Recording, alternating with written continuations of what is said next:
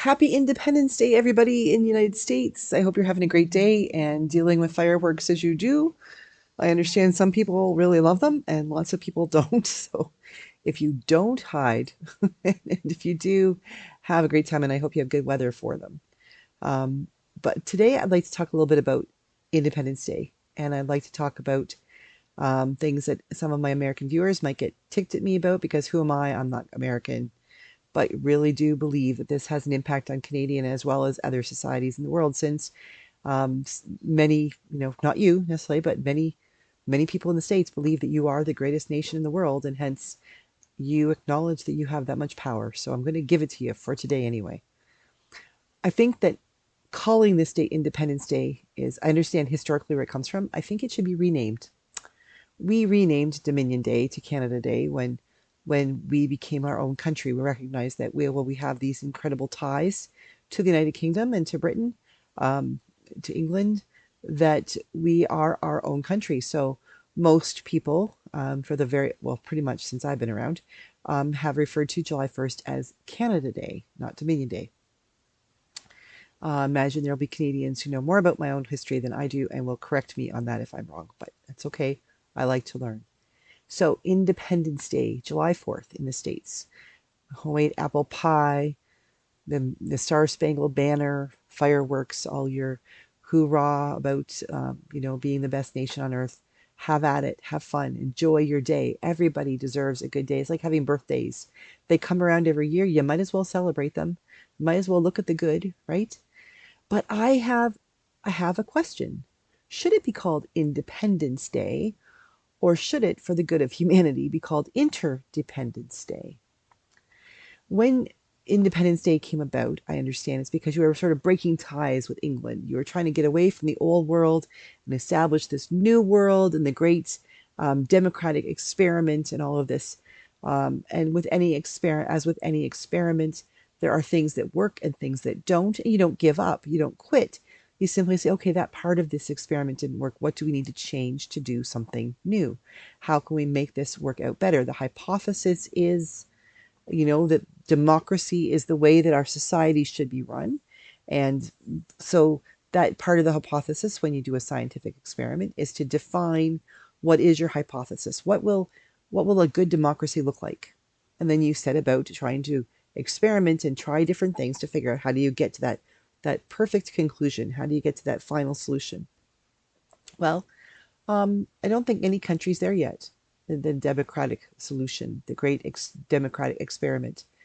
Do I believe that people are on the way? Absolutely. I think people are still trying. I really do believe that. Are we in an era above and below the border where there are people who are really pushing back about that experiment and saying we need to go back and redefine the actual hypothesis? It seems like it. It seems like people are actually at the point where they want to redefine what democracy is. And they're allowed. They're allowed to do that. The question is that what everyone wants? And that's the big thing about democracy, is it's about everyone, not just about the few. And I've been thinking a lot about this, especially since last week's decisions by the Supreme Court. And again, well, not direct, like there is no direct, like what happens at Supreme Court in the United States happened like effectively, like directly affects what happens in Canada. But there is a meandering path. It's like the rivers flow backwards, and it sort of comes up the Mississippi and follows up and then ends up, in the Ohio or whichever way the waterways go, and ends up, in our backyard as well. So yeah, I am concerned, and I am going to voice my concerns. I think that what's been getting lost here is in a sense that in order to have true independence, um, you eliminate the possibility of relationships. If I want to live an independent life, then I have to remove myself from the relationships of others. God bless them. My parents went through, dealing with three teenage daughters. Only two of us at once. My younger sister was 9 years younger than me, so they had a separation of some teenage years between her and me. So they all had to do with two teenagers at once. But more than one is more than enough, I think. And the sense that, at times all three of us did our whole "I want to be independent" thing. And there were times when my mom was, in her wisdom, would be things like, okay, then do your own laundry and cook your own meals and make sure you clean up your dishes. And here are the responsibilities. If you're going to live in this house independently, then you need to do X, Y, and Z.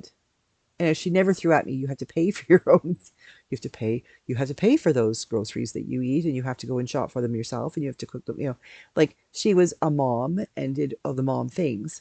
But the lesson was presented over and over again about that you cannot be truly independent.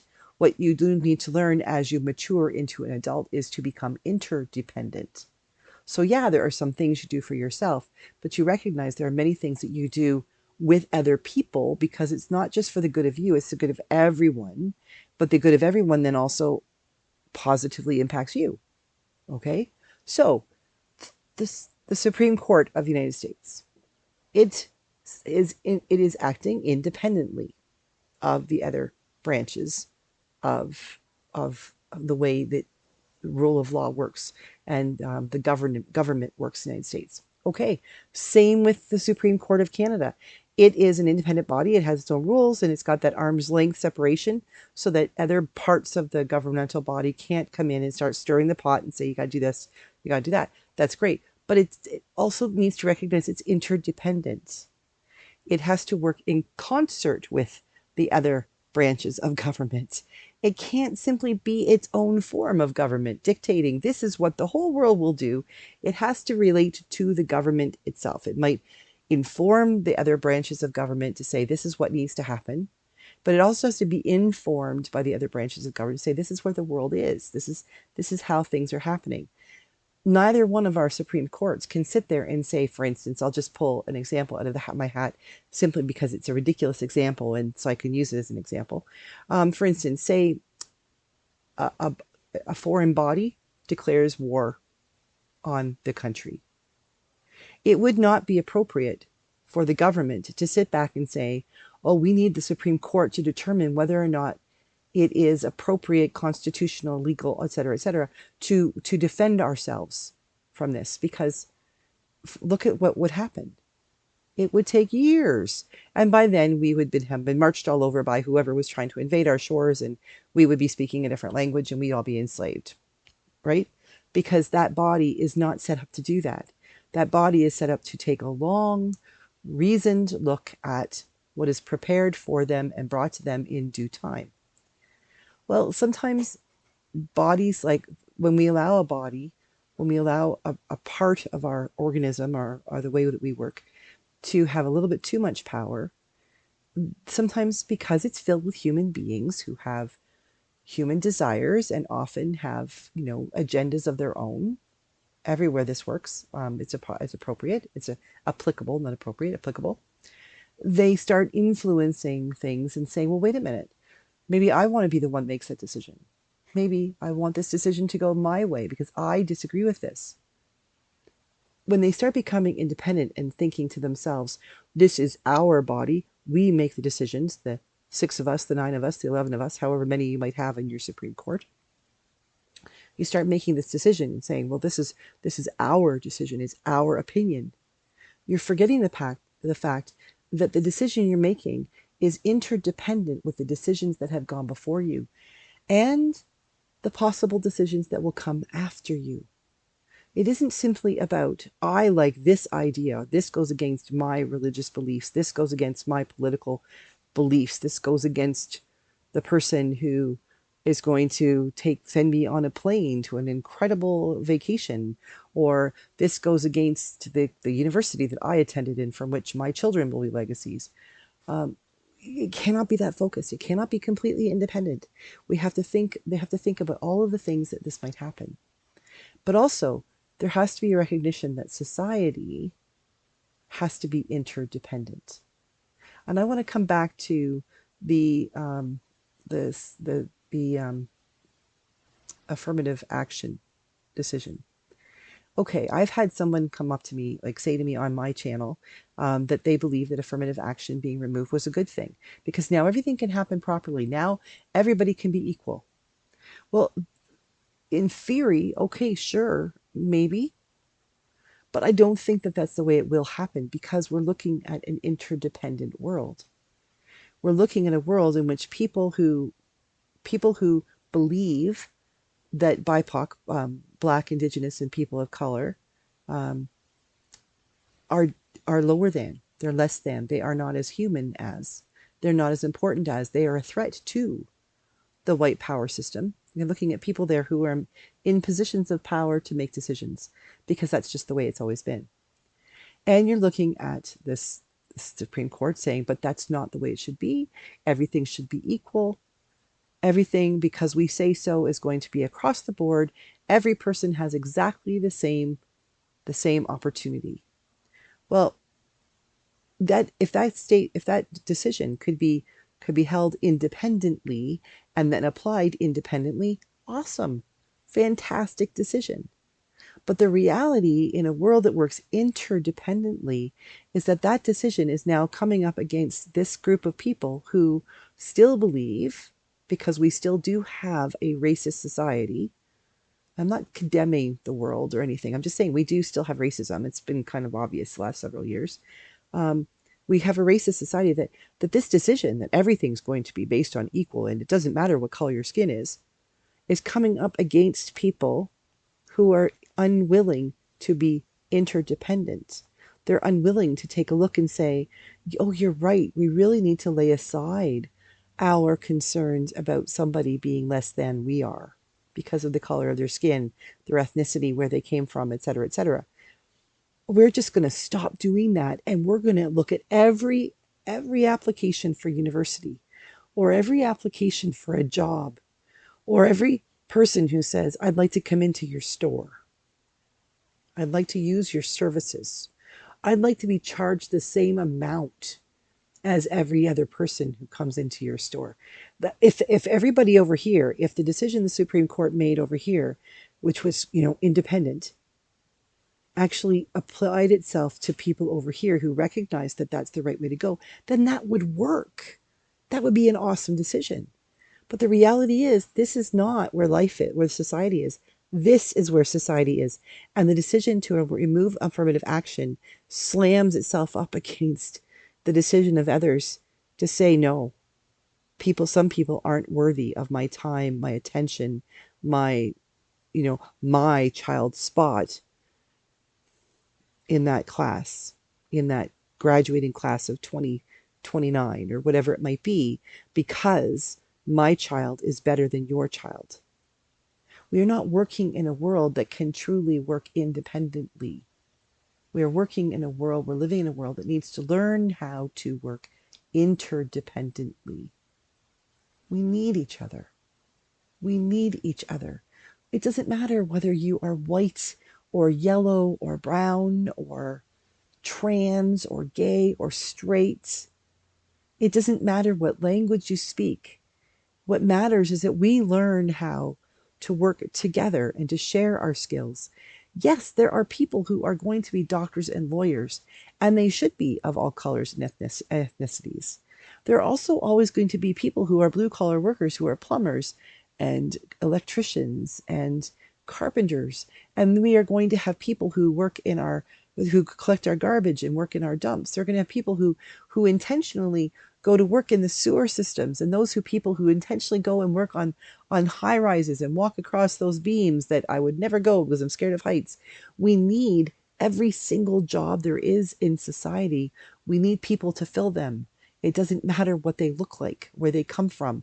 If they are able to do the job, we should be allowing them, inviting them, and celebrating that they are willing and able to do that job. We need to work interdependently. We can't live independently without other people. We are not islands unto ourselves. We just aren't. The great experiment of democracy is for the people, but it has to be of the people. And that's in every country in which democracy is trying. And I have yet to see in history a democracy that worked perfectly. Because if it did, we should be taking lessons from them. But the best part of democracy is when we actually take a look at it and say, we need each other to make this great experiment work. And if we need each other, that means we need to be interdependent, not independent. So maybe we should be taking a look and saying, We need, like, maybe the need is for July 4th to be Interdependence Day, or I know that's not going to go over well. So why don't we create a new day, like just like August the 16th, and say this should be Interdependence Day in North America or in the world, where we all sit down and think about the ways that we can work together to make this world work better. It's what Christians have been talking about for centuries. We haven't done a really great job of it, especially lately, but we're still working on it. As a matter of fact, the Anglican Church of Canada just came into full communion with the Lutheran Evangelical Lutheran Church in Canada, which we have been for over 20 years, but also with the Moravian Church in Canada. If we can figure out ways to take baby steps toward being in full communion with people who think sort of like us but don't, like when we figure out what we have in common and we work from there, then what would happen if our societies, our villages, our towns, our cities, our communities, our provinces and states, our countries started looking at each other and saying, what do we have in common? And let's work from there. Let's work from that place of interdependence. So, what do you think? August 16th for Interdependence Day? I'd celebrate it. How about you? All that being said, happy Independence Day to all my American friends. I hope you have a wonderful day. I hope this long weekend has given you peace and joy and everything you've needed. Eat lots of apple pie, drink lots of great American beer, and if you ever really want a good beer, come up to Canada. We've got some good stuff here for you. I'm just kidding. Enjoy your time. Have a great weekend. I will see you all tomorrow for Church at Home with Rachel, and put your thinking caps on, because Margie, if your name is pronounced Margie with a hard G, please let me know. I hate to say your name wrongly, but tomorrow I am going to be asking a question from Margie. To you, what were the good old days when everything was at its best, when as a nation, USA or otherwise, was at its best? How old were you? She's got a theory she's got going, and she wants to do a little research here. So that will be tomorrow's topic. When were the good old days for you? But we'll think about that tomorrow. Have a great day. Enjoy the rest of your long weekend if you're in the States, and enjoy your day as you go back to work up here in Canada. God bless, and I'll see you again tomorrow.